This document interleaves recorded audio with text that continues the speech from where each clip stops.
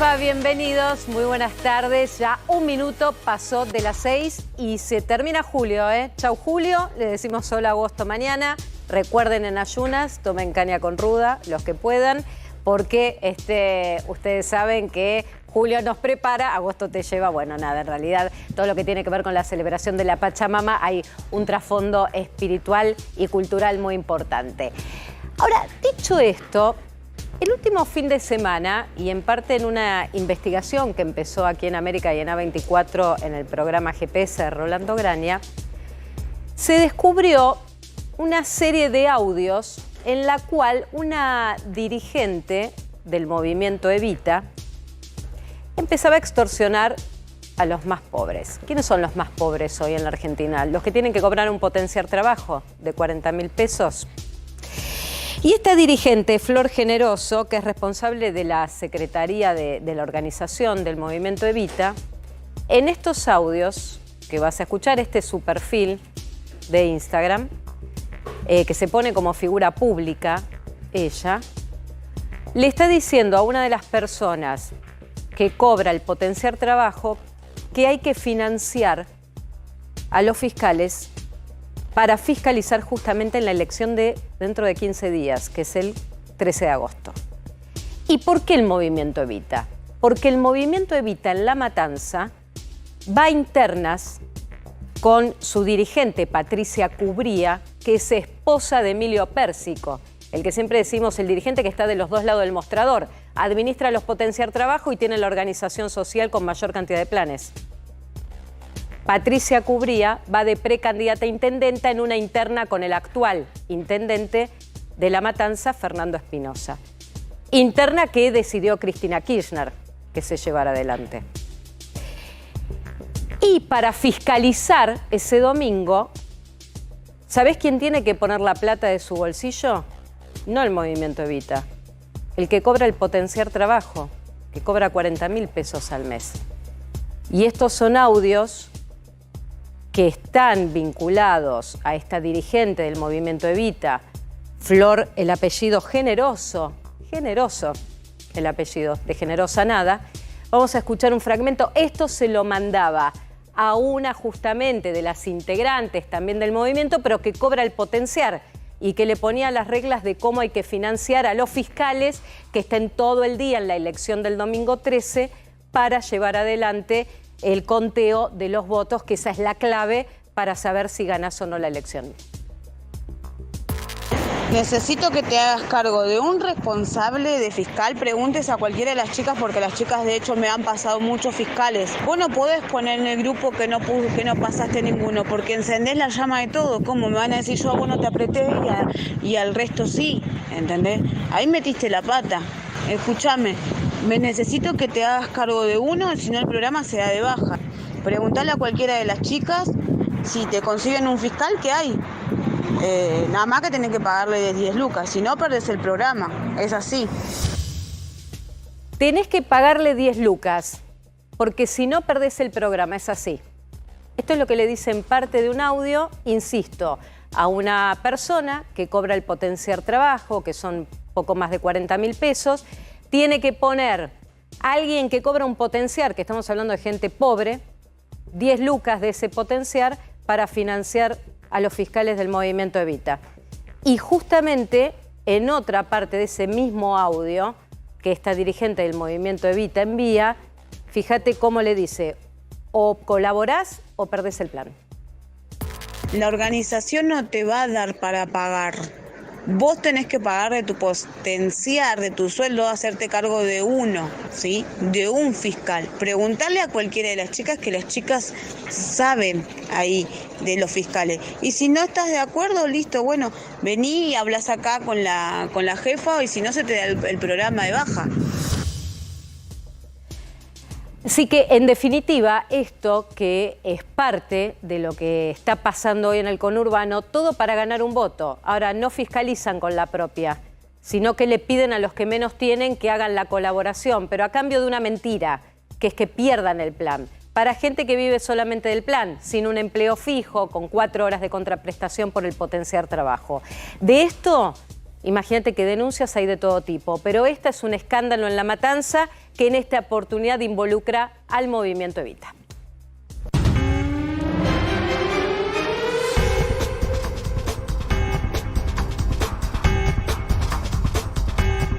Atención, porque A24 está en exclusiva en el campo de General Rodríguez, donde se lo vio por última vez a Fernando Lechuga Pérez Algaba, el comerciante, empresario, hombre de 41 años, como quieras llamarlo, porque algunos dicen ni era un empresario, extorsionaba, era extorsionado, hacía negocios non santos.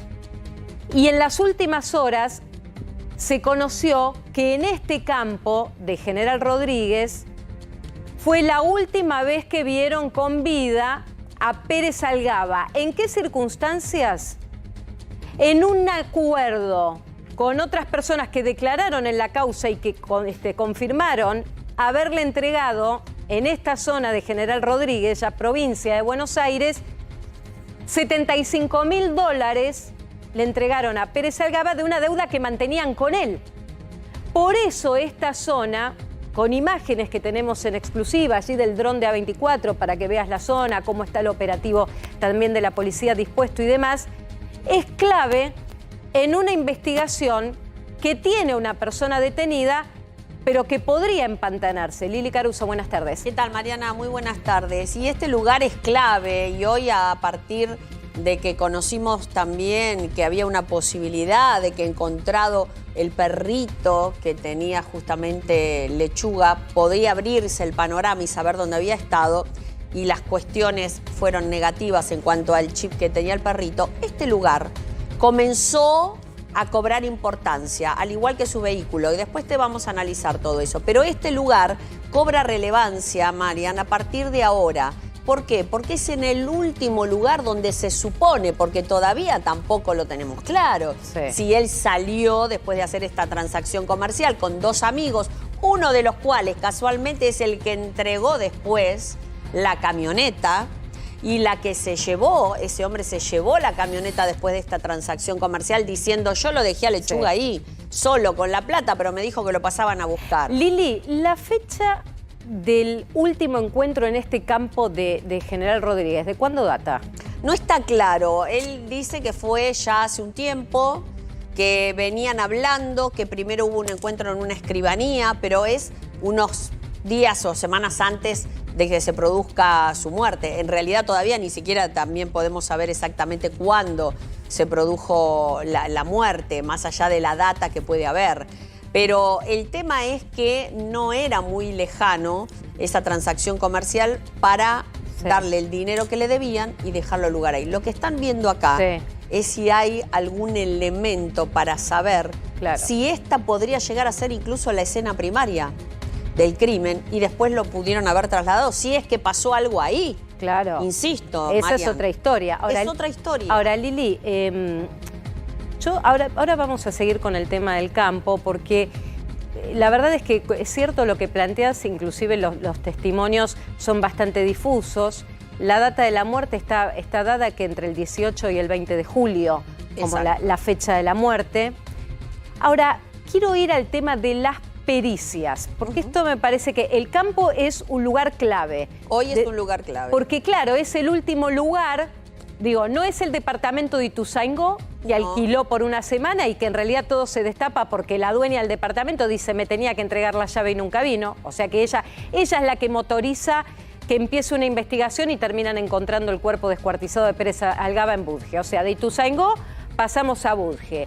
Y de Budge pasamos a General Rodríguez porque es el último lugar donde testigos dicen: sí, nos vimos con Pérez Algaba y le entregamos parte de una deuda. Porque era una deuda total, señalan, de $150.000, le pagan la mitad. Exacto, la otra mitad ya se había acordado en una escribanía. Perfecto, en Castelar. O sea, encima estamos hablando de toda zona oeste. Esto no es menor, Lili, porque él eligió alquilar en un estilo Airbnb en el oeste del conurbano. Exacto. O sea que él tenía los movimientos de los negocios o de el dinero que tenía que ir a buscar, y él sabía por zona. Porque digo, el parte de la escribanía es Castelar, al lado está Ituzaingó. O sea, está estratégicamente decidió quedarse una semana ahí. Te pregunto por las pericias, Lili, porque las pericias van a determinar otras cosas en cuanto al crimen de Pérez Algaba.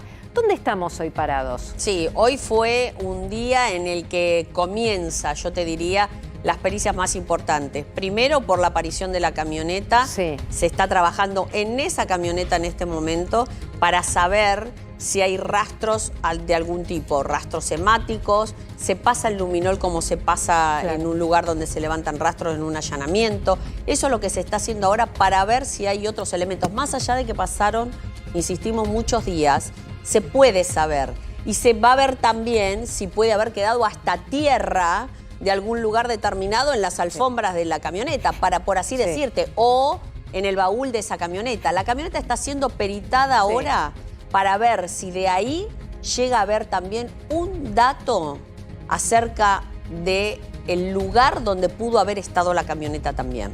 Claro. ¿Entiende? Lili, ¿qué pasó con el rastro de una mancha? A ver, hay una sola persona detenida. Sí. Es una persona trans, Nicole Alma, se hace llamar.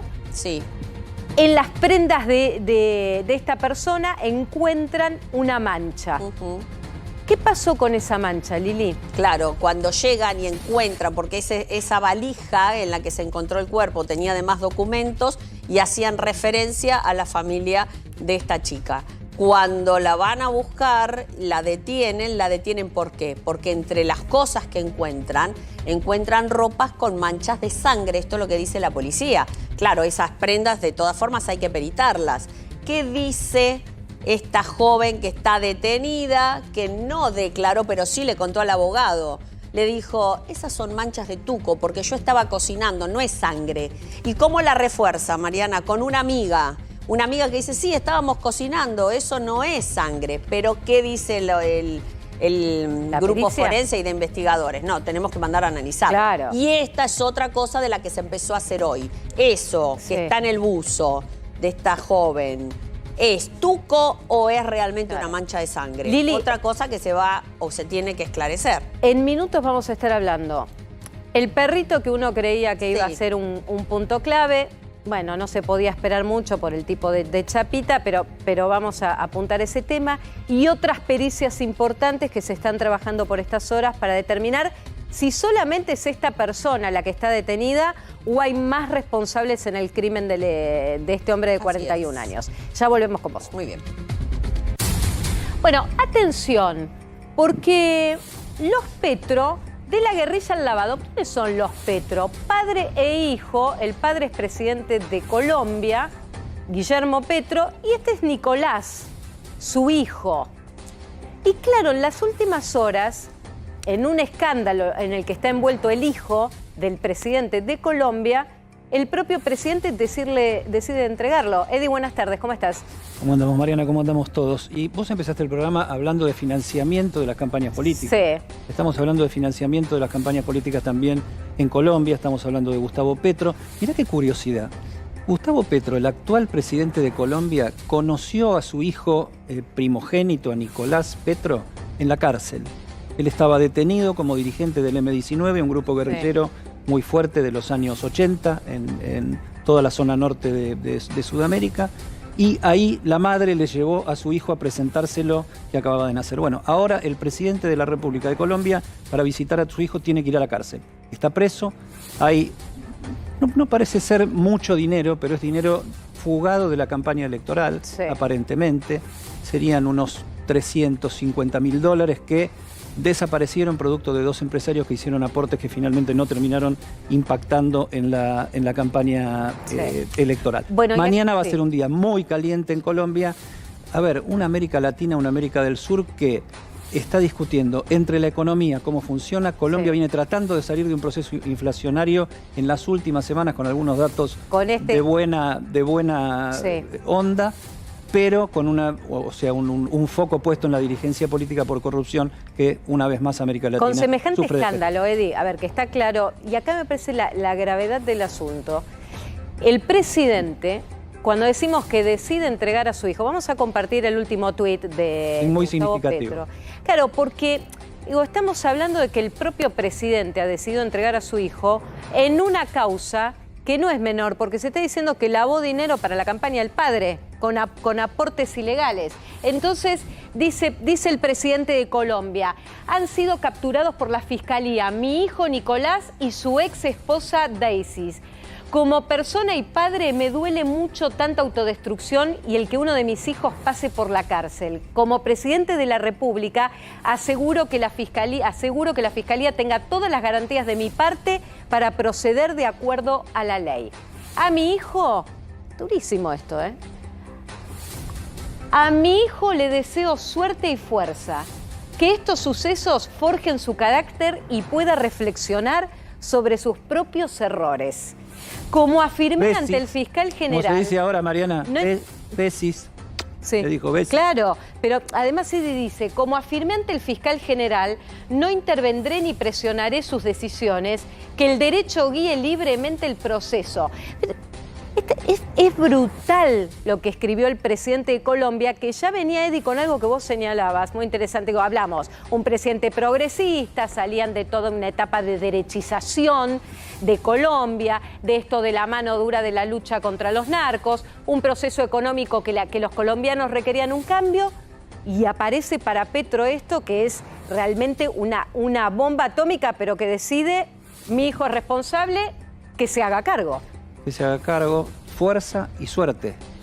O sea, bueno, también por otro lado, cuando la principal dirigencia política se pone en defensa cerrada de los intereses de su grupo, también suele haber polémica. Pero la verdad que lo no habitual es que un presidente de la República diga, bueno, ahí está mi hijo, señores, fuerza y suerte. Exacto. Que aprenda, que se temple, que fuerce su carácter. Bueno, esto que decías vos, mandarlo al frente. Bueno, esto que está planteando Eddie Zunino, que pasa en la región, en una región en la cual Perú también que está dirimiendo sus propios problemas políticos con inestabilidad continua, que en los últimos 7 años Perú ha tenido sistemáticamente cambios de presidente por un sistema en el cual el Congreso los destituye, todos vinculados a causas de corrupción o lo que es negligencia al frente del poder, como en el caso de Pedro Castillo. Después para... Y representatividad, sí, ¿no? Claro. Veamos Chile, cómo empezó, o sea, la gran movilización de Chile que terminó con reforma constitucional. Sí, absolutamente. Y que no se termina de resolver ese proceso de reforma constitucional. Absolutamente, Eddie. Después, hablamos de Colombia con la entrega de su propio hijo por lo que es lavado de dinero en la campaña política de su padre. También estamos atravesando procesos políticos en donde en Paraguay previamente hubo denuncias de escándalo también con procesamientos políticos. Y en definitiva, el dato más importante es el presidente que ha decidido entregar a su propio hijo y hacerlo público. Te digo, inédito en la política, al menos regional, para dar el ejemplo. Bueno, vamos a aprovechar a contarte algunas cosas que están pasando en la tarde de hoy, claro, y que tiene que ver con el enfrentamiento de la ministra de Educación, Soledad Acuña, versus los gremios docentes porteños. En realidad es uno en particular. Y ese en particular se llama ADEMIS, que ahora lo lidera otro dirigente, pero que hasta hace algún tiempo estaba Jorge Adaro, que era de los dirigentes que ahora está en campaña política para ser precandidato en la ciudad de Buenos Aires. ¿Qué decía Soledad Acuña esta mañana? Porque claro, volvieron de las vacaciones de invierno y este gremio que tiene menos de 2.000 docentes afiliados fueron al paro. La verdad que inédito. Y esto es lo que decía la ministra Acuña esta mañana sobre lo que van a hacer con los docentes. ¿Les pagan o no les pagan la jornada de trabajo? Escucha. Que las acciones tienen consecuencias, que no da todo lo mismo. Y por eso al que para se le descuenta el sueldo, por supuesto, pero al que va, al que hace el esfuerzo, al que está todos los días en el aula, estamos dando un bono de reconocimiento por ese esfuerzo, porque el que hace las cosas bien tiene que ser reconocido. Bueno, y atención, porque esto, después que salió un comunicado de la CGT, que voy a compartir con vos, donde en ese comunicado de la CGT, Sergio Romero, que es el titular de UDA, de Unión Docentes Argentinos, que es el gremio nacional, pero que dentro de la CGT es el único gremio docente, sale a apuntar específicamente a Horacio Rodríguez Larreta para que revea la decisión de que los docentes, cuando van a una medida de fuerza, no sean castigados y los que no van sean beneficiados. ¿Por qué?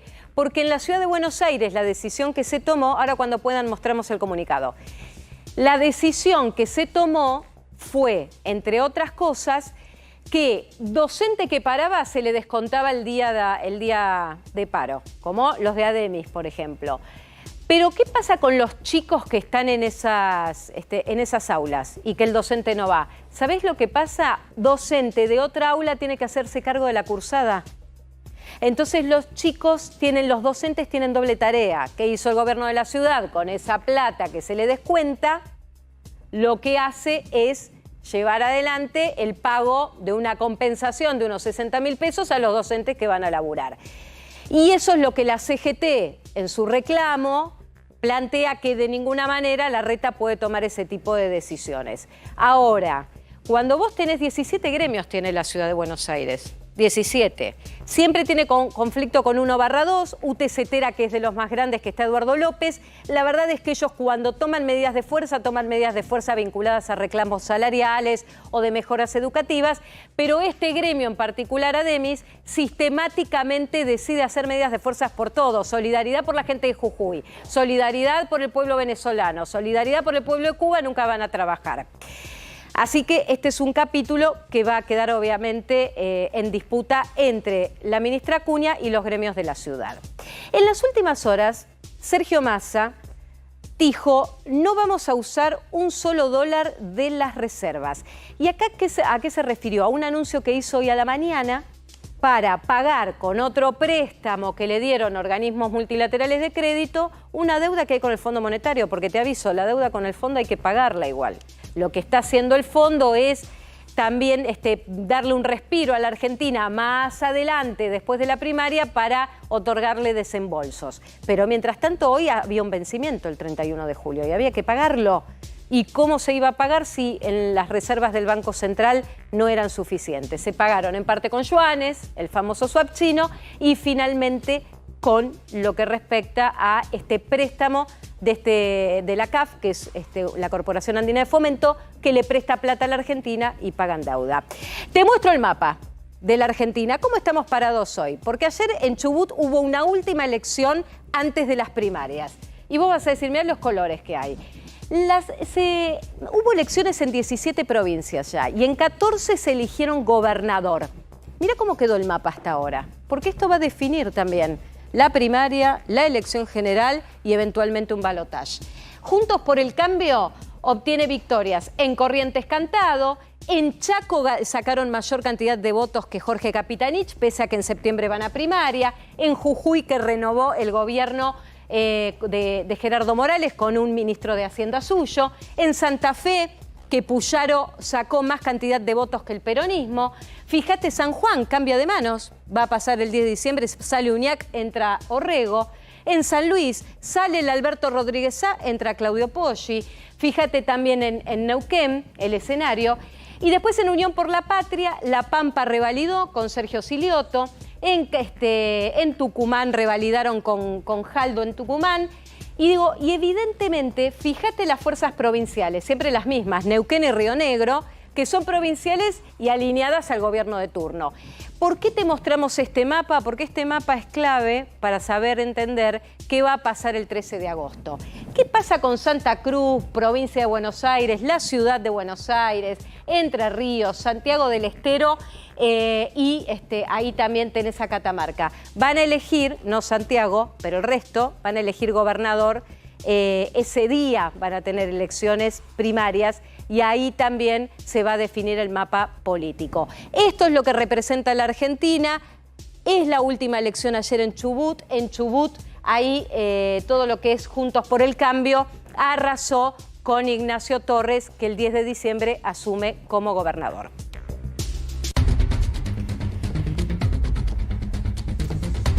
Bueno, y atención porque en las últimas horas el exjugador Dani Alves, que fue procesado por abuso sexual, recibió un beneficio de una fianza por 150.000 euros.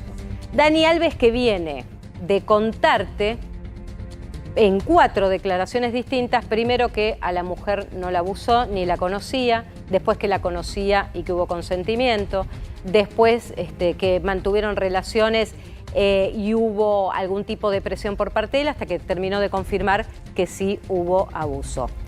Allí está nuestro colega Facundo Battaglini, que siguió los detalles del caso. Facundo, buenas tardes, ¿cómo estás? ¿Qué tal, Mariana? ¿Cómo estás? El gusto de saludarte a vos, a toda la gente. Bueno, igualmente. Facundo, este beneficio del pago, a ver, primero damos por descontado que 150.000 euros Dani Alves puede tener. Estamos hablando de una fianza con un monto menor, por todo el dinero que ha ganado como jugador, me refiero. Bueno, mira, la fianza es para la futura indemnización de la víctima. No es que va a salir en libertad bajo fianza. La fianza es el resguardo para la futura indemnización de la víctima, porque hay indicios suficientes para llevarlo a juicio, que no quiere decir que es probatorio. A Dani Alves se lo va a llevar a juicio por supuesto abuso sexual, con referencia a la víctima en la discoteca de Sutton el 30 de diciembre pasado.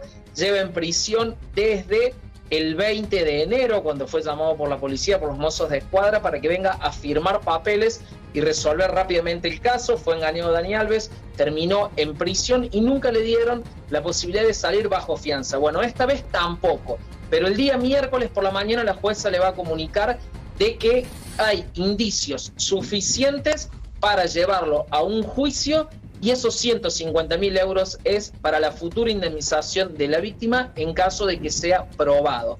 Después estará la pena de Dani Alves. Claro, ahora, Facu, esto que explicas es clarísimo, porque entonces estamos hablando de una indemnización a futuro. Él va a continuar detenido y no hay manera que la justicia que cree que él puede, porque viste que en Argentina las dos variables por las que se te otorga o no una condicional es o que entorpezcas la investigación o que haya riesgo de fuga. En el caso de Dani Alves también, y en el sistema jurídico allí el riesgo es el mismo. Lo que pasa es que Dani Alves tiene la doble ciudadanía italiana, tiene la ciudadanía española por haber jugado fútbol tantos años allí, y la brasilera. El tema es que si Dani Alves sale en libertad condicional, toma un vuelo a Brasil, ya en aguas internacionales la justicia no puede hacer absolutamente nada porque Brasil no tiene la extradición. Entonces hay un riesgo grande de fuga. ¿Qué dice Dani Alves?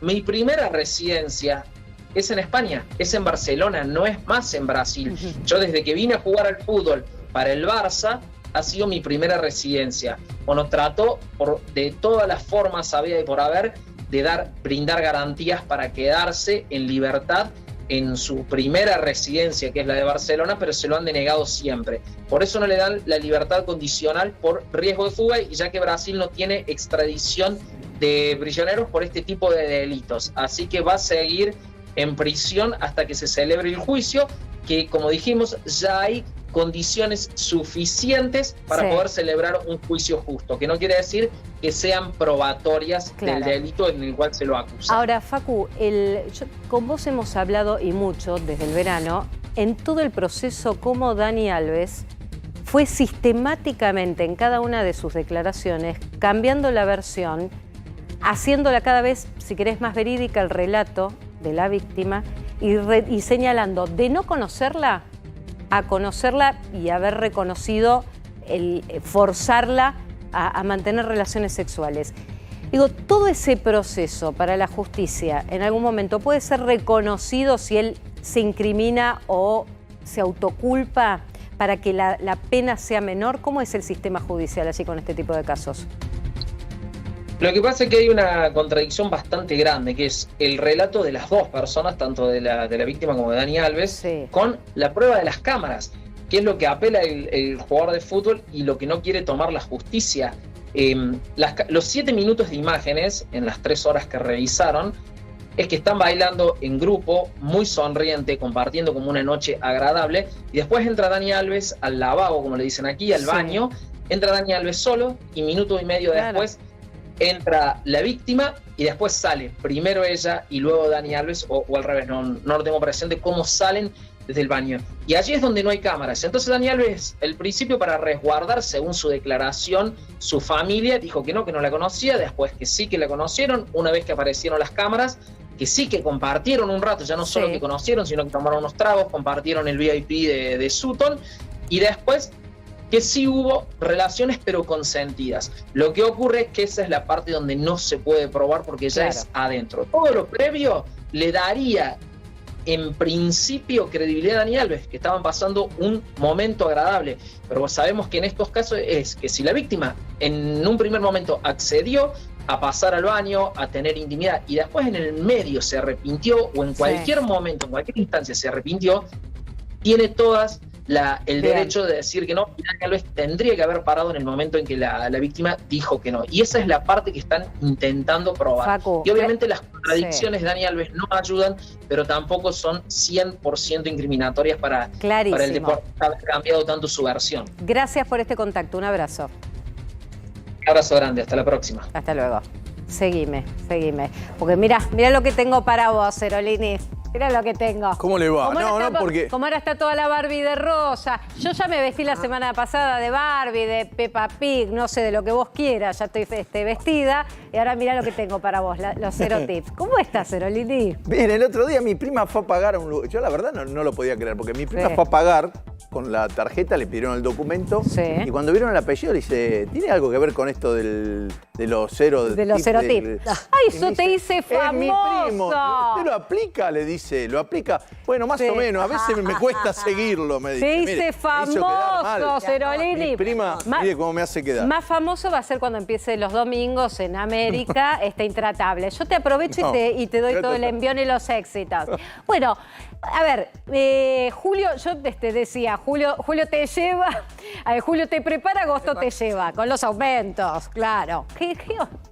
¿A qué nos preparamos? No, agosto sí viene con aumentos. Bueno, algunos ya están, digamos, uno tiene que saber a cuánto llegó, pero están previstos, que son, por ejemplo, los colectivos que vienen siguiendo la inflación en forma matemática, ¿no? Bueno, vamos a empezar por lo que más va a doler, que es el índice de los alquileres. Dio el máximo registrado desde que rige la normativa. Esto es que se renuevan cada 6 meses. Por supuesto que 6 meses es en el modelo que se instauró, pero cada persona, si uno contrató en marzo, otro en abril, todo va cayendo mes por mes, ¿no? 6 meses es el acumulado y este acumulado está dando 110%. ¿Pero esto es en 6 meses? No, esto es el anualizado. Se toma el anualizado. Hay un índice, dijimos, que se llama índice de contratos de locación, que toma un promedio entre el aumento de los salarios y el aumento de la inflación. Esto está un poco por debajo de la inflación, pero no tanto ya. Digamos, durante un tiempo la gente decía, che, qué suerte que tengo esto arreglado porque todavía no me viene el aumento. Ahora ya se está acercando bastante. Vamos que tenemos otros para contar. ¿Qué pasa? A ver, vamos. Ahí te sigamos. Ahí estamos. Bueno, prepagas. Las prepagas. Vienen el fierrazo que yo no me hago acordar porque esto tengo. De esto tengo yo. Alquilo o no alquilo. Pero esto sí. 8.72, un manijazo. Pero bueno, venían un poquito frenados. Y esto, Fer, que es importante que aclaremos, esto lo autoriza el gobierno. Es decir, no esto lo está hacen autorizado, las prepagas per se, sino que tienen que recibir la autorización para poder hacerlo. Se lo habían frenado un tiempo, venía por debajo de la inflación. Esto es notoriamente, si la inflación del último mes fue 6%, esto es un 50, casi un 50% arriba. Fer, ¿cuánto tiene que ver esto también, las negociaciones paritarias del sector de sanidad, que impactan claramente en el sector de prepagas? Porque han negociado también sanidad un incremento trimestral, como lo están haciendo los gremios. La explicación es esa, pero cuando no hay aumentos de salarios también aumenta. También aumentan. Vamos. No le dan todos los días aumentos de salarios. Bien, bueno, pasemos. ¿Qué más? Ahí está. Bueno, combustibles. Esto es después, va a pasar después del 15 de agosto. Yo lo que recomiendo a la gente es, acuérdese, tiene tiempo, tiene 15 días que todavía va a estar congelada la tarifa, y le habamos recomendado el servicio de YPF, que es gratuito, que se carga en el teléfono, que tiene descuentos importantes, del 12%, el 10%, según como lo haga. Es decir, que entre el 12 y el 4... capaz que hace un 15%. Quiere decir que si va a cargar 50 litros, va a estar cargando 8 litros más. O sea, vos vas hacia el tanque, llegás con el soplando, ¿viste? Cuando está en amarillo el surtidor, para cargar todo completo y hacer diferencia. Ahora, antes, apurarse hasta ese pueda cargar. Vamos con otra, avancemos. Digamos. Bueno, claro. Transporte. Bueno, esto es lo que dijimos. Esto es si usted multiplica 50 por 6 y 6 por 2, 10, más lo otro, le debe dar exactamente, es el acumulado del mes pasado. Claro. Es automático esto. Lo mismo o sea pasa que este con... es el precio, perdón, este es el precio que actual, a partir de mañana, no, claro. este es el actual y este es a El que partir de mañana es el boleto mínimo en claro, lo que es el 0,3 kilómetros. Claro, está y el subiendo tren el aumento de... Y lo mismo pasa con los trenes. de 25 a 33 pesos. Bueno, en ese caso es un poco más, pero debe ser que estaban haciendo lo de los trenes, no era automático como el de los colectivos, tenía de pronto a un meses que subieron más, subieron menos, así que esto me parece que es así. Mañana sacudida. Bueno, lo miramos, y esto, claro, colegios bueno, los privados. colegios privados acá también tiene que ver el aumento de salario. Pero salvedad que te hacemos, provincia de Buenos Aires es esto, ¿ok? No es ni en el resto del país ni en la ciudad de Buenos Aires, esto es provincia de Buenos Aires. Sí. Bueno, es acá esto es el aumento que está viniendo, colegios privados, marzo fue un 16,8, después vio que le había puesto un tope, Massa, que no podían superar tal cifra. Acá claro, ahí empezaron a poner que no podía pasar en un momento el 5, en mayo, bueno, y ahora va a venir este aumento del 18% que tiene que ver, sí, digamos, también ahí el gobierno pone un tope a los que están subsidiados de alguna manera. Los que no están subsidiados, los colegios más caros pueden ir a donde a ver, ocurra, colegio que no tiene subsidio, colegio que aumenta su cuota como si fuera una empresa privada a demanda de los padres que puedan pagarlo. No está pidiendo ningún tipo Clarísimo, Fer. ¿Y cómo es la historia acá de las trabajadoras de casa de familia? Bueno, se da un aumento del 36% en 3 tramos. El más salado es el de julio, es decir, que es lo que se tiene que pagar este mes. Usted tiene que tomar el sueldo del mes anterior, aplicarle un 20 y así pagar el sueldo de la empleada este mes, porque está cobrando julio. Y después vienen 2 aumentos de 8%, uno en agosto, que se va a pagar al mes siguiente, y 8 en septiembre. Ahora, Fer, vos sabés que con respecto a esto, yo lo he planteado también con los distintos ministros que han pasado, porque la verdad que el empleador, somos cualquiera de nosotros trabajadores que o contratás para cuidar a tus hijos o para que hagan las tareas de tu casa, y vos como empleador no negociás la paritaria la negocia los gremios de las empleadas de casa de familia, que es el 99%, por eso decimos mujeres. El 99% de los registros de trabajo son de mujeres. Sí, hay algunos cuidadores de casas, pero... Sí, pero es es muy marginal, es el 1%. Sí. Ahora, vos pensá que un trabajador que si no tiene convenio colectivo de trabajo o no recibió incrementos, vos decís, no creo que haya trabajadores que el 8% reciban agosto de aumento, o el 8 de septiembre, o quien recibió el 20 en julio. Es un problema porque esto es una problemática, no está atado a la evolución, digamos, no está atado a la evolución de la casa donde la persona trabaja. Puede ser que la persona donde trabaje en una casa donde la persona no tenga este tipo de aumentos y se produce un problema, porque si la persona le dice, bueno, mira, no puedo seguir de esta manera, y si no, empieza a estar la persona retrasada en base a lo que le corresponde. Totalmente, por eso, Fer, siempre digo, ahora, esto está bien, soluciona un problema, que es tener, aparte el Estado ha dado beneficios para hay beneficios para las primeras incorporaciones de los salarios, pero no va a ritmo de lo que pasa abajo con los empleadores que tienen que pagar esos aumentos. Claro, y los que sectores más altos sí, pero los sectores del medios y bajos no. Me dejaste para el final el entretenimiento, como sacudida. Bien, acá viene, ahora sí. Esto no es el gobierno, no vamos a decir el gobierno lo que puede, ahí hace lo que puede el gobierno en lo de arriba, porque cuando quiso declararlo de interés público, no le dieron pelota. Así que en eso, en los aumentos sí. En los aumentos sí tienen que pedir permiso. Televisión, telefonía y internet tiene un aumento del 4,5. Spotify, que es la música, ¿no?, que uno escucha y todo.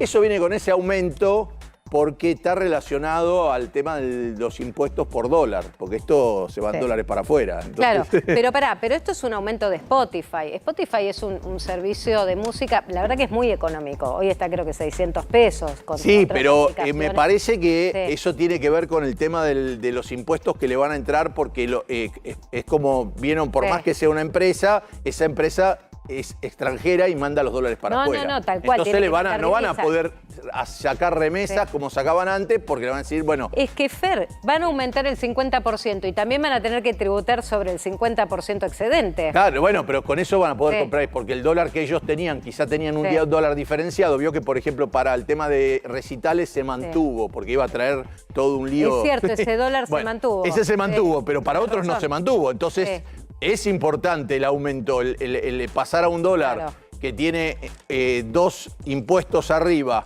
como si fuera el dólar tarjeta. Cuando usted pasa, se pagaban con un tipo de dólar, después le vinieron 2 aumentos a la tarjeta. Bueno, ese dólar está vinculado a que cambió la forma en que se liquida. Claro. Entonces, se va a hacer notar lo mismo que va a pasar cuando ve las películas. Ahí están los serotips, ahí están los serotips famosos en toda la Argentina, lo paran por todos lados, a él y a los familiares. Gracias. Gracias. Los aumentos no me van a dar palo con los aumentos. Te van a hacer famosos.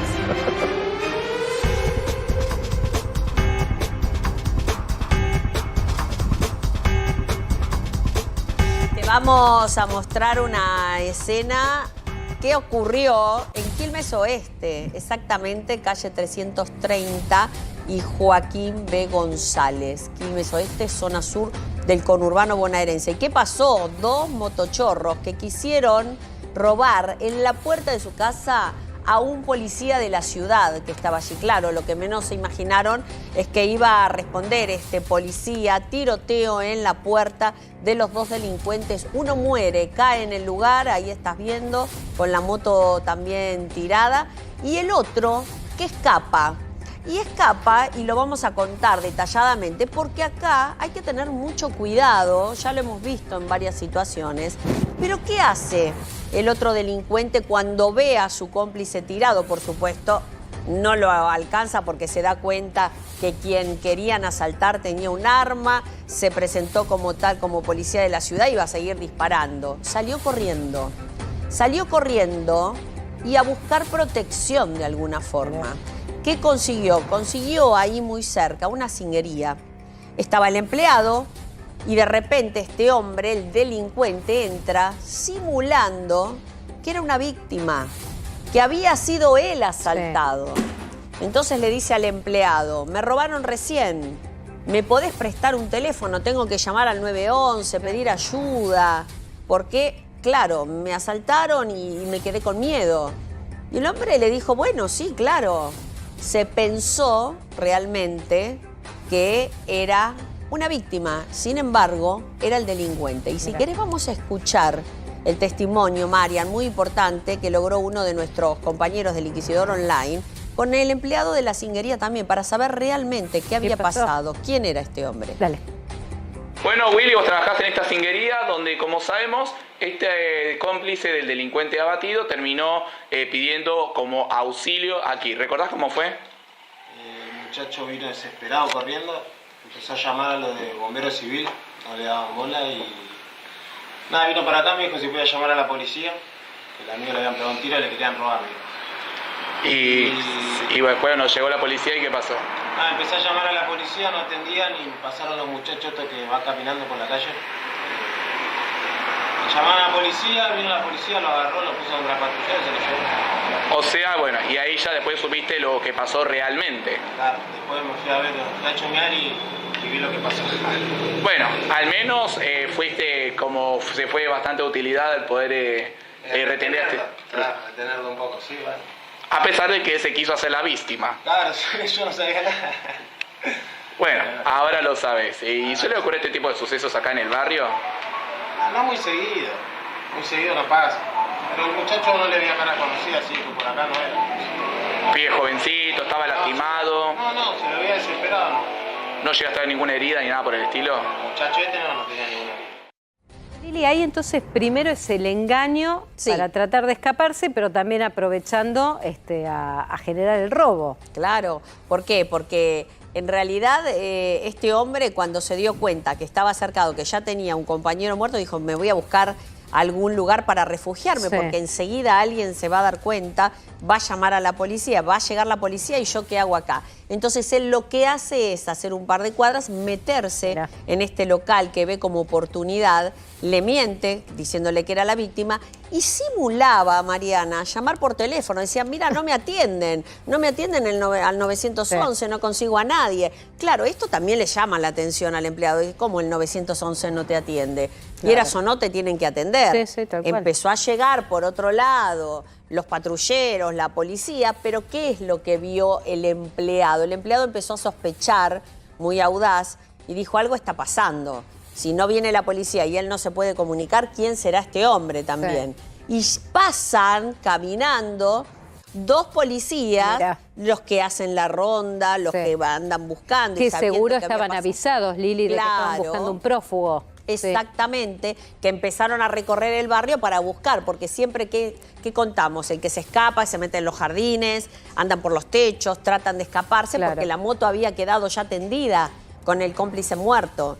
¿Y qué pasó? Cuando llegaron esos 2 caminando, esos 2 policías caminando de la bonaerense, ahí se dieron cuenta que algo pasaba en la cinguería cuando se asoman y por los datos de los vecinos ven al delincuente y lo terminan deteniendo. Lili, importante lo que hizo el chico, Marian, ¿no? Porque también hablamos de la labor. Porque se dio cuenta enseguida, Lili, y porque además, digo, una cosa es que te pase, que entra alguien, te pide ayuda, en otros episodios ha pasado que está en el miedo de la gente que hasta le han negado ayuda, por ejemplo.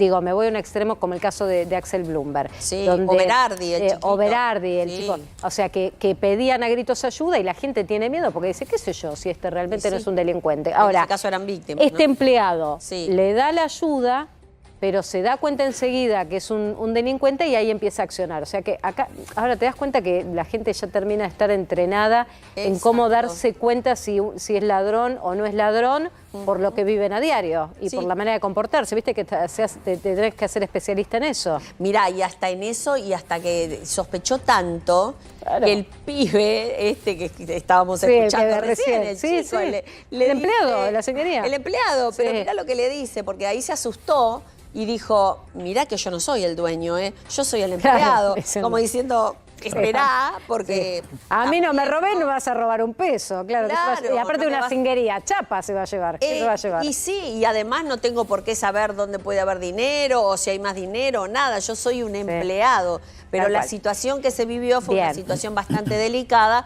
Lo que hay que decir es que la justicia no tomó ninguna determinación con respecto al tema del policía, que se defendió, que se protegió él, o sea, por supuesto, entiende el robo. Que por lo pronto es legítima defensa. Legítima defensa, exactamente. Pero los dos entonces, uno lamentablemente nunca se celebra la muerte de nadie. Una persona perdió la vida, todo el problema que tiene también este policía, pero esta es la decisión que ha tomado la justicia en Quilmes y el otro que fue detenido. Gracias, Lili.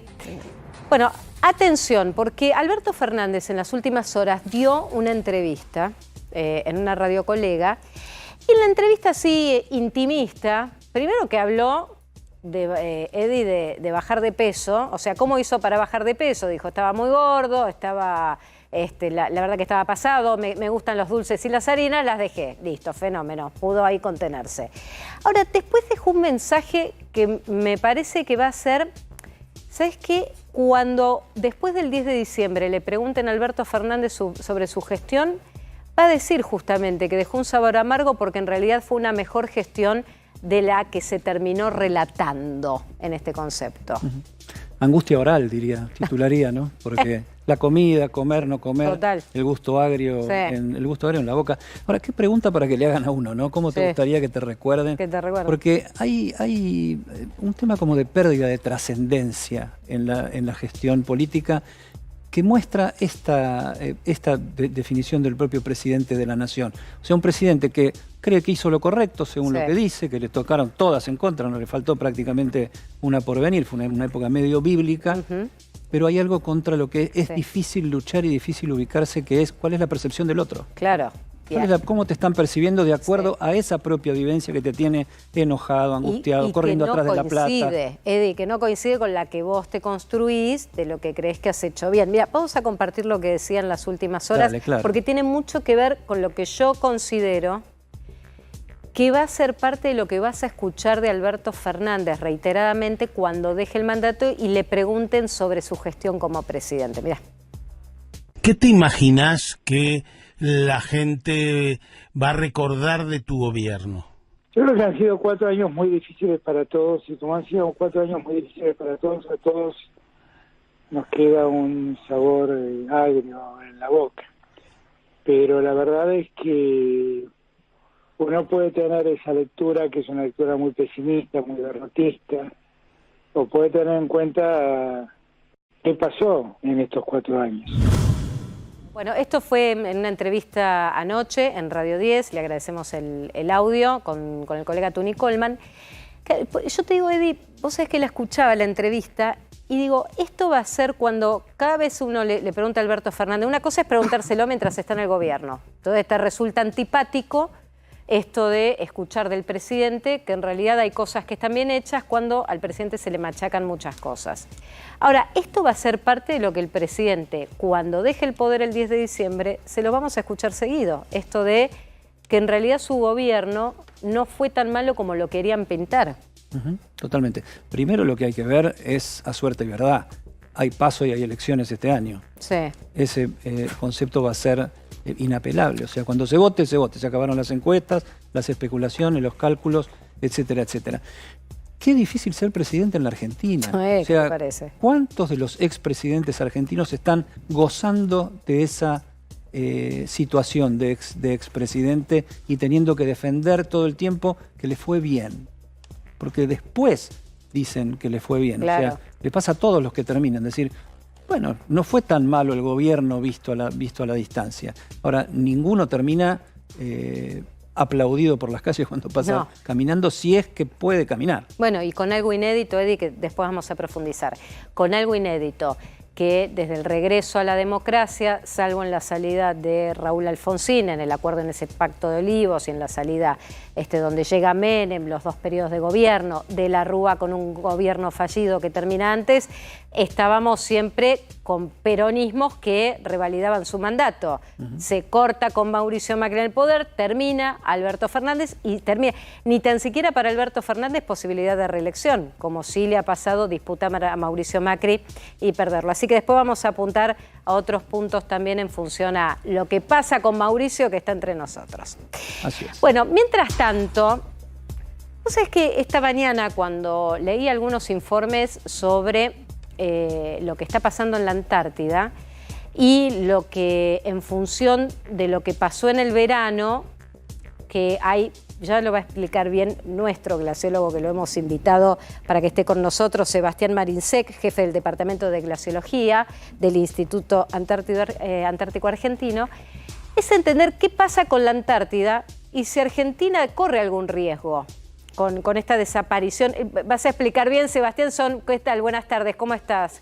Buenas tardes, ¿cómo están? Bien, muy bien. ¿Son glaciares? ¿Qué es lo que desapareció o no se recuperó, mejor dicho, desde el verano?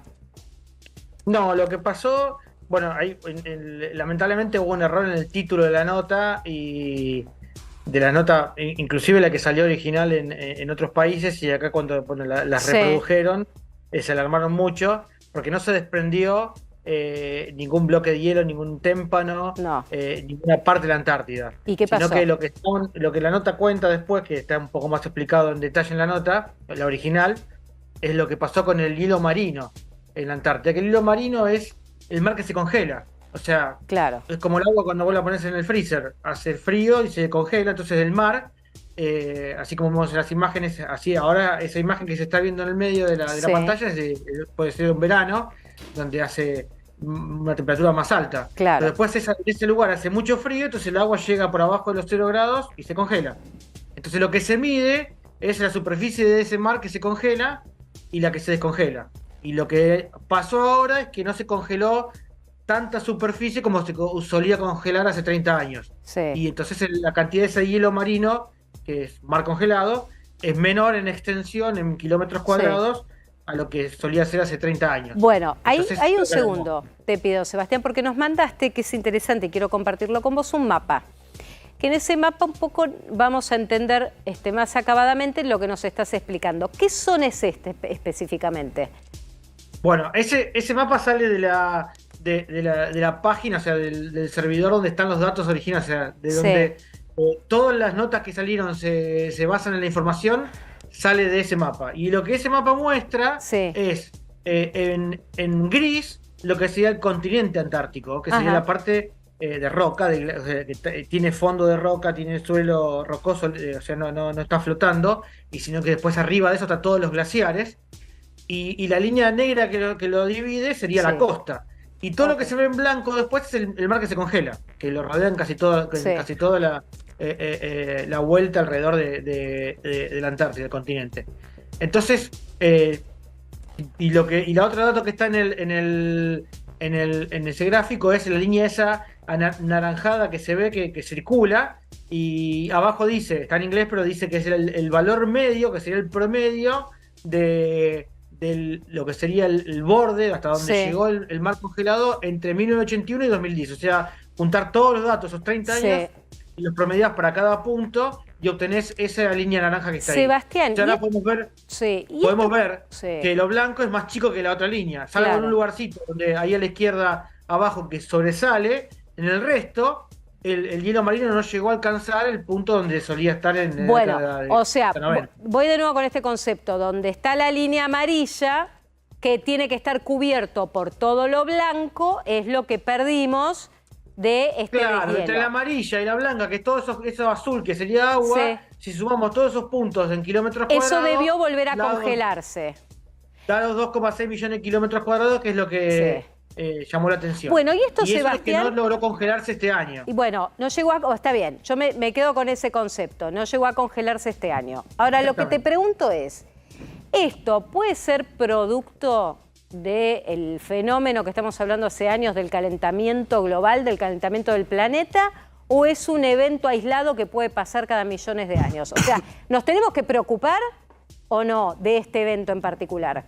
Nos tenemos que ocupar. Preocupar ahora no. Porque esto puede pasar algo, o sea, vamos a suponer que hay un problema, pero no va a ser algo que sea en el corto plazo.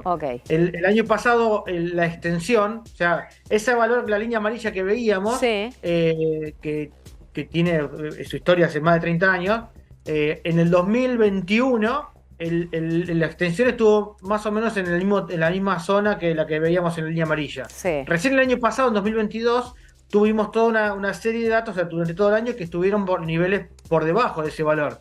Y este año estamos por niveles aún menores, o sea, por debajo del año pasado, mucho menos todavía que lo del promedio en el 2000, del 81 al 2010. Entonces, puede pasar que esto siga así y que sea un evento de estudio y de análisis, a ver por qué pasó. A futuro. O sea, claro, porque ahora no sabemos exactamente, puede ser por el cambio climático, puede ser por el cambio de la temperatura del océano. Ten en cuenta que el hielo, cuando es blanco, refleja toda la energía, y la luz y la energía.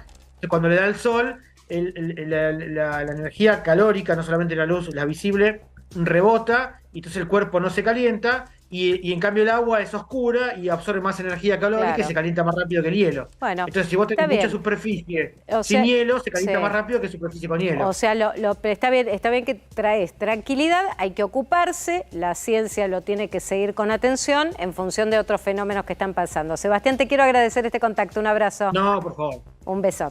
Hasta luego. Hasta luego. Bueno, casi las 7 de la tarde. Miro para el costado. Llegó Martín Lusto. Vení.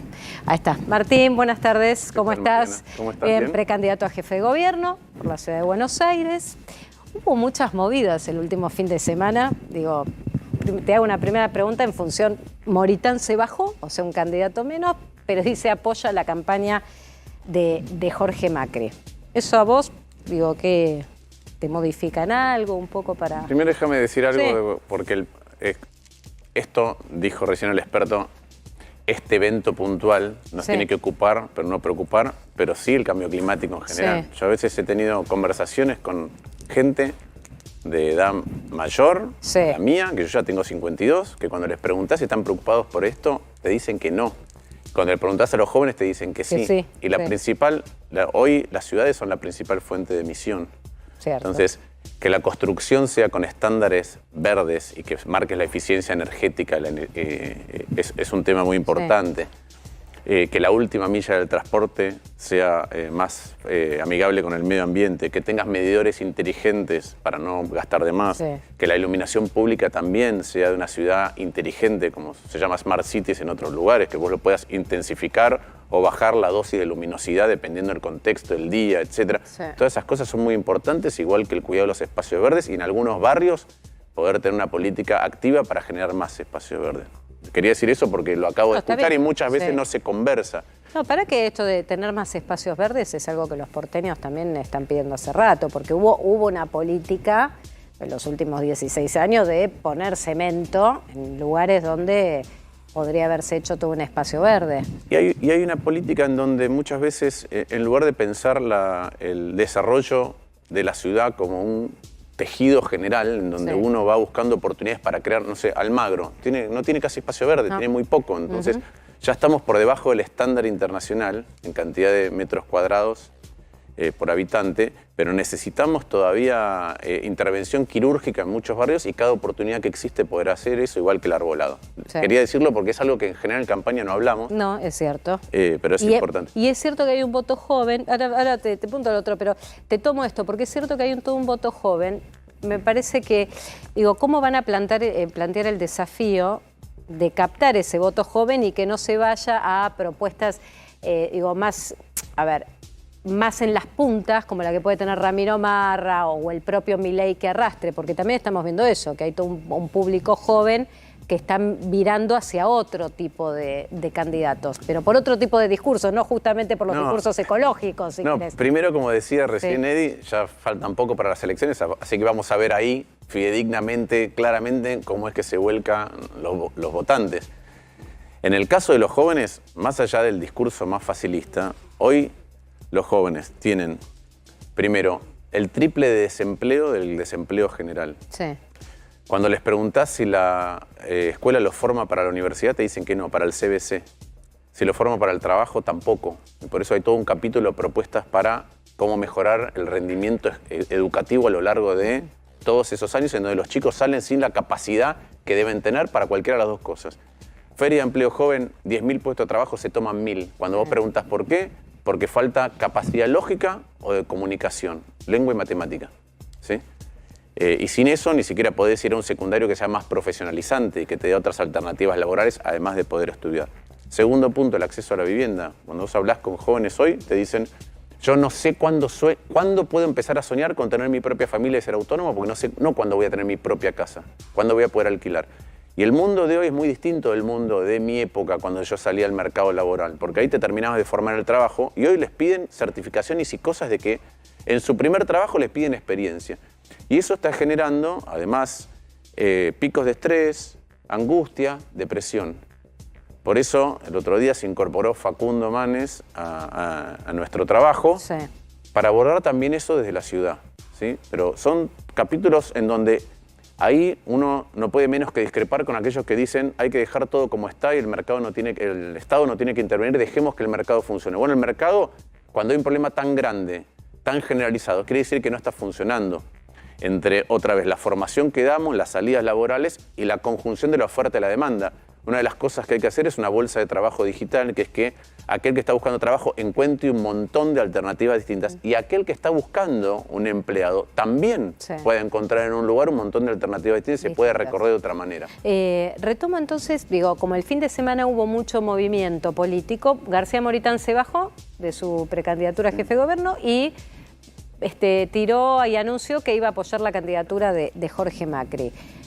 ¿Cuánto realmente puede modificar lo que hoy en las encuestas los muestran a ustedes, o en algunas vos arriba, o Jorge Macri en otra, y en algunas en paridad? No lo sé. Otra vez eso lo vamos a decidir los porteños con nuestro voto. Nosotros nos ocupamos de que las propuestas que tenemos en todas las áreas sean conocidas. Si vos salís a la calle, la gente que está trabajando con nosotros tiene una pechera que dice escaneame. Nuestros volantes tienen las propuestas para que las escanees.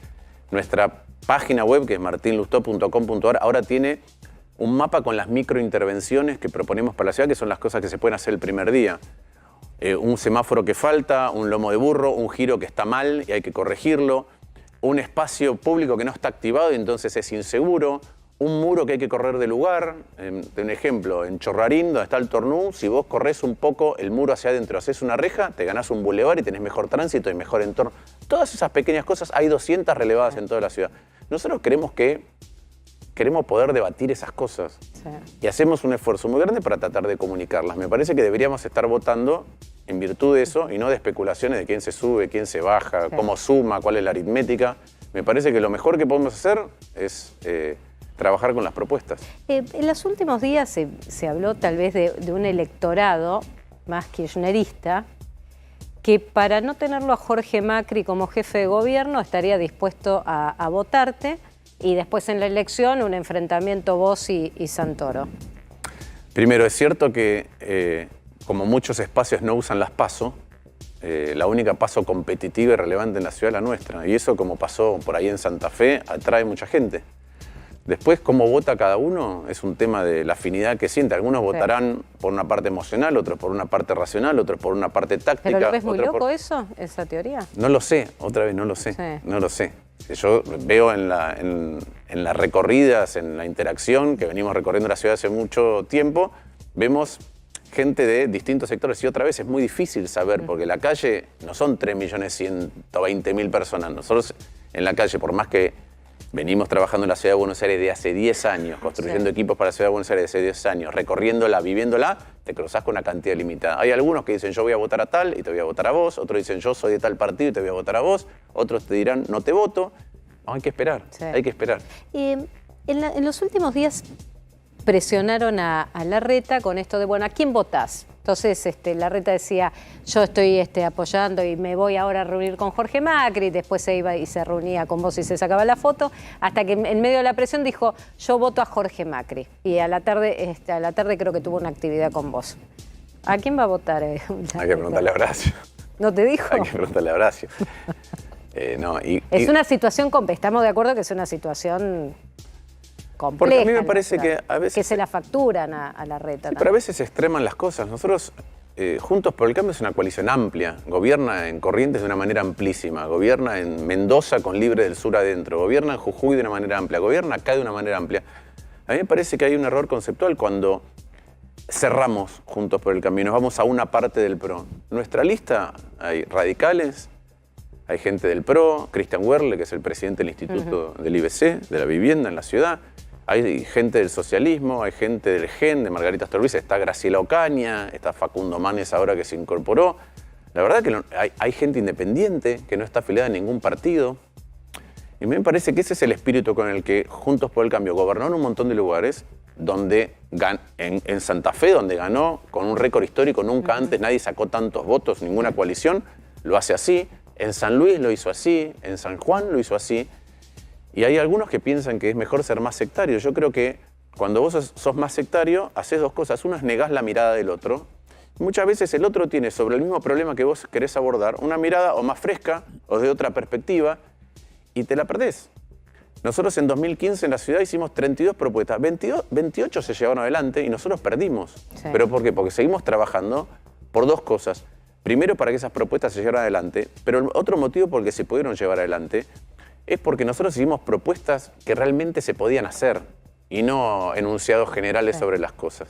Bueno, Edi, ¿querés consultar? No te pregunté antes, no sé si querés consultar, Edi. No, yo lo que veo es que, a ver, dice la verdad, Martín Lustó, uno de los sectores que más creció, si no el que más en ofrecer referentes en todos los distritos, ha sido Juntos por el Cambio, desde todos los partidos, esto es así. Ahora, la elección es en Capital y en Capital el apellido Macri tiene un significado más relevante tal vez que en otros distritos. Me confirman hace minutos nomás que Mauricio Macri está poniéndose de acuerdo con su primo Jorge Macri para darle una buena mano de campaña antes de que lleguen las PASO. No sabemos detalles de qué significa eso, pero sería dos Macri en campaña. Previamente a las PASO, mostrándose menos con presidenciales, sobre todo con Patricia Bullrich, pero sí con su primo. Ahora, plantea Macri una cosa que esto por ahí te preocupa, lo otro por ahí te cae bien porque coincide con tu discurso. Macri lo que está buscando también es que haya una PASO con búnker único. Entonces, más Macri en campaña, búnker único. ¿Hay contradicción ahí? ¿Qué se viene? Bueno, primero ya lo vimos eso, porque una de las cosas que dijo Moritán al bajarse es que tuvo una larga conversación con el expresidente. Entonces yo eso lo veo. Ahora, somos 3.122.000 porteños. Y cada uno tiene una lapicera y decide, y eso es lo que es importante. Por eso insisto que lo más significativo es poder contar qué es lo que queremos hacer, pormenorizadamente y no con enunciados generales. Tanto Macri en campaña, ¿te complica o te facilita la vida? No lo sé, yo el búnker único, ya dije que yo quiero búnker único. Pero también es cierto que nosotros, adentro, afuera, siempre decimos lo que pensamos. Siempre, yo, otra vez, como embajador, como diputado, siempre dije aquellas cosas que creo que eran un error y trato de que eso sirva para mejorar Juntos por el Cambio, igual que hemos trabajado para que el radicalismo fuera mejor y más grande, y por eso generó tantos candidatos. A mí me parece que eso es un rol muy significativo del jefe de gobierno, porque a veces se pierde. El jefe de gobierno es, por un lado, intendente. El intendente, como en cualquier municipio, se ocupa de la vereda, de la plaza, de la iluminación, de la poda, de la cultura. Si, como jefe de uno de los 24 provincias de la Argentina, se ocupa de la salud, de la seguridad, de la educación, de la justicia. Pero por otro lado, es una voz en el debate nacional. Y las veces en que los jefes de gobierno se han quedado callados cuando el rumbo no era el correcto, no ha sido bueno.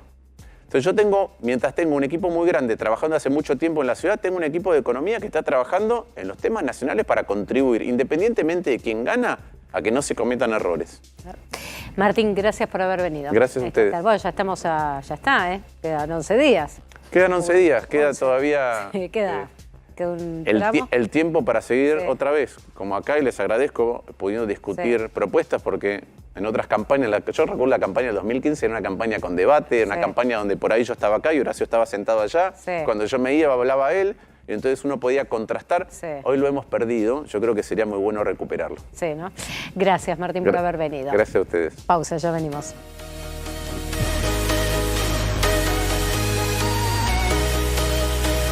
Si algo le faltaba a esta campaña política, yo te contaba la semana pasada, Cristina Kirchner tiene previsto hacer alguna aparición esta semana en campaña. Ahora, si algo le faltaba a la campaña política también era lo que estaba previsto, que Macri regresara y que, según lo que confirmó el propio Edi Zunino, una campaña que va a tener a Macri, no versus Macri, sino Macri más Macri. Ahora, se bajó del avión, Edi, y se fue a la rural directo. Estas imágenes son de ayer, ¿eh? Era ayer el último día, aparte de la exposición. Bueno, es el espacio, ¿no? O sea, es el lugar donde Mauricio Macri se siente verdaderamente cómodo como expresidente de la República Argentina. O sea, donde se lo valora, se lo aplaude, se le pasa el brazo por el hombro y muchos quisieron que él volviera a jugar políticamente en esta elección. Sí. Ahora hay que ver esto que le planteábamos a Lustó, que esquivó un poquito ahí, ¿viste? Demasiado Macri en campaña, no sabemos si le cae bien o le cae mal, porque la ciudad de Buenos Aires, bueno, tiene eso, ¿no? Tiene ese lugar donde se encumbró el apellido Macri desde antes de la política, empezó con el fútbol, y ahí lo tenemos a Mauricio Macri, viendo que ahora, por ahí en las próximas 2 semanitas, le da una mano al primo y esa es su aparición. Está muy finita la elección. O sea, si uno se guía o por las encuestas o por lo que pasa en la calle, en la ciudad de Buenos Aires está muy finita la elección. Yo digo finita en el sentido, está ahí. O sea, está entre la ciudad de ahí. A ver, está acá Macri en la rural, dijo, acá hay buena gente. Claro, es el bastión de él. Es el lugar donde él se siente más cómoda y donde está mejor recepcionado. Macri, que después de la campaña se vuelve a jugar al bridge, tiene que volver en agosto, la semana siguiente, alrededor del 20. Bueno, o sea, después de la primaria se va a jugar al bridge. Bueno, mientras tanto, Macri en la rural.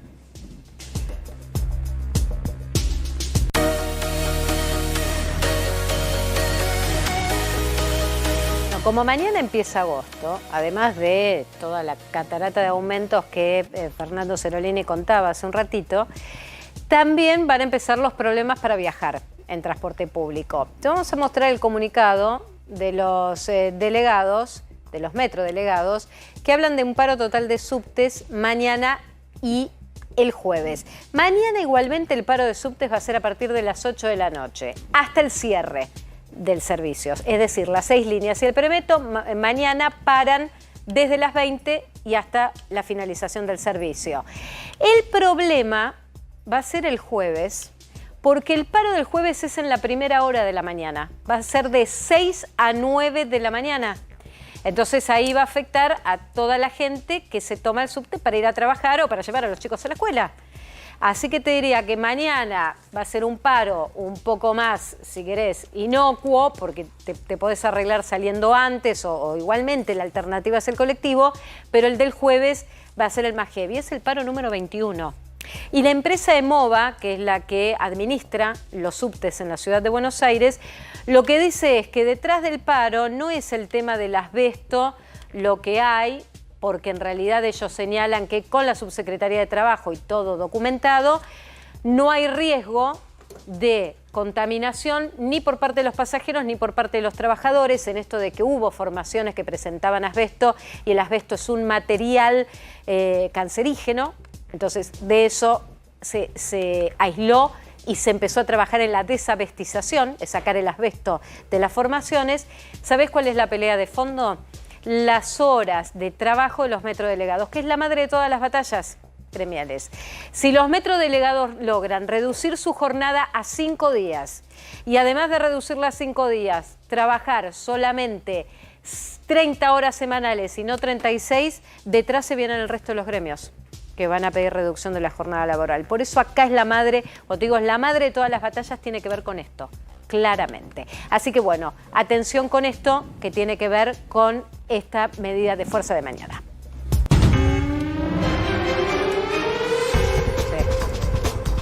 Bueno, atención porque estamos en A24 con imágenes exclusivas a esta hora en General Rodríguez, que es el último lugar donde vieron con vida y hubo un intercambio de dinero entre Fernando Lechuga Pérez Algaba, el hombre de 41 años que apareció descuartizado en Ingeniero Budge, y 2 hombres a los cuales le pagaron a Algaba una deuda que mantenían. Liliana, ¿por qué es clave esta zona? Es clave, Mariana, porque es el único lugar, según los testigos, que eran allegados además y tenían negocios con Pérez Algaba, el único lugar donde él se cree que por lo menos ahí estaba con vida cuando ellos lo vieron. Hicieron un negocio, una transacción para saldar una deuda. Él se quedó solo con dinero en efectivo que le habían alcanzado. Y las otras 2 personas que aparecen también en parte de las grabaciones que estuvimos pasando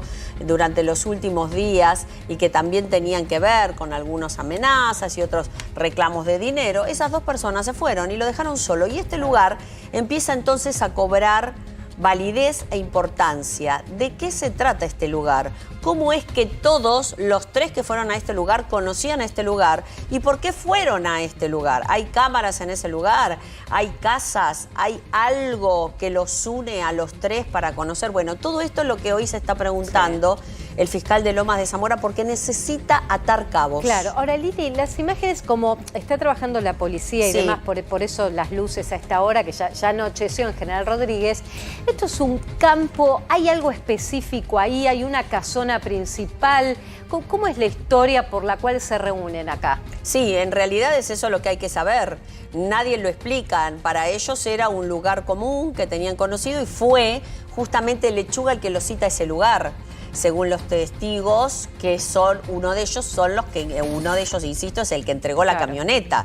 Por eso lo que quieren saber es por qué se eligió este lugar. Lo que creen también que es un lugar lejos del contacto de la gente, lejos de cámaras de seguridad, no hay mucha gente alrededor, es un campo que tiene casas con distancias, pero para la Fiscalía cobra importancia para saber si en realidad ese lugar tenía una conexión con otro y si ya se había utilizado incluso para hacer otros negocios. Claro. Por eso es toda una incógnita lo que gira alrededor de esta transacción comercial. Pero insisto, es la única que, según el relato de los testigos, lo tiene a él por lo menos con vida y haciendo un negocio. Bueno, Lili, con información que vamos a estar también compartiendo en las próximas horas, esperando pericias, esperando nuevos testimonios, y sobre todo ver si la única responsable, al menos, del crimen de Pérez Algaba es solamente esta persona trans, esta mujer llamada Nicole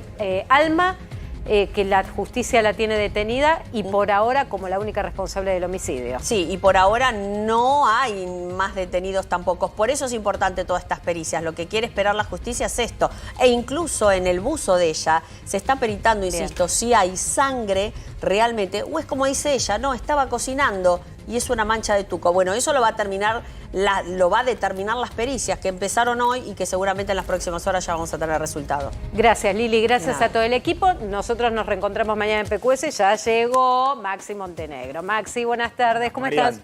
¿Cómo estás afuera? Bien, gracias, estoy muy naranja, ¿no? Naranja ese. En otra época de campaña sería un Scioli. Con optimismo, con optimismo, con fe, con esperanza. Eso quedó, ya no quiero usar nada de naranja en la política, pero te queda lindo. Bueno, muchas gracias.